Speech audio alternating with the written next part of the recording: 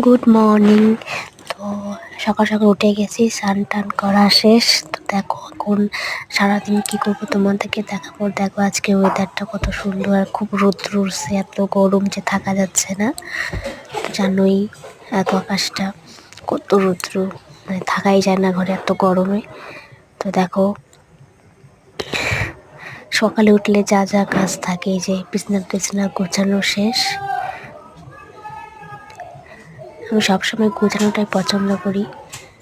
তারপর এই যে তোমার দাদাভাই আসলো, আইসা কি করলো, ঘর বাড়ি আবার অবস্থা খারাপ করলো। তো ভাবলাম যে অনেকদিন ধরে জিনিসগুলো মোছা হয় না, বাড়িতে ছিলাম না, তো এই যে জিনিসগুলা অনেক ধুলো হয়ে গেছে, তো মোছামুছি করছি। বাড়িতে ছিলাম না, যার জন্য এগুলা মোছাও হয়নি।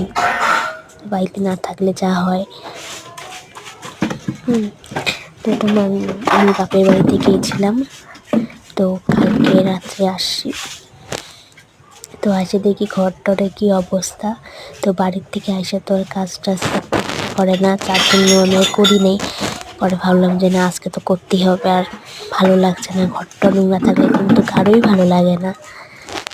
তো দেখো ড্রেসিংটা কি নোংরা হয়েছিল, মানে ধুলা পড়েছিল, তো ওই দিকে আমি মোছামুছি করছি। রান্নাবাড়ি আমার সকালেই হয়ে গেছে, তো ভাবলাম যে দুপুরে রান্নাটা দেরি করে বসাই।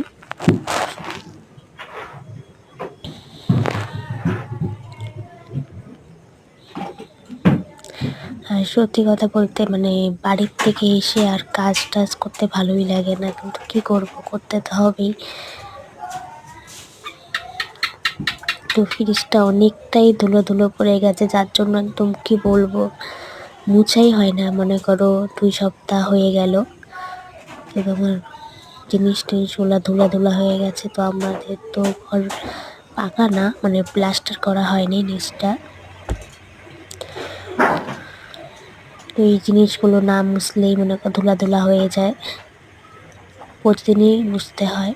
তো প্রতিদিন তো আর টাইম পাই না, ওই মনে করো 2 দিন 1 দিন পর করি।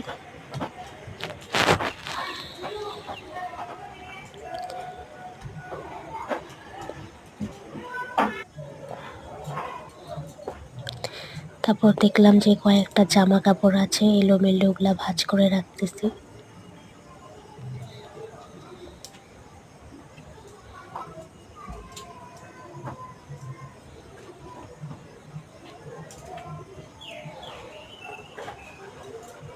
তো ভালো লাগলে লাইক কমেন্ট শেয়ার করো। আজকে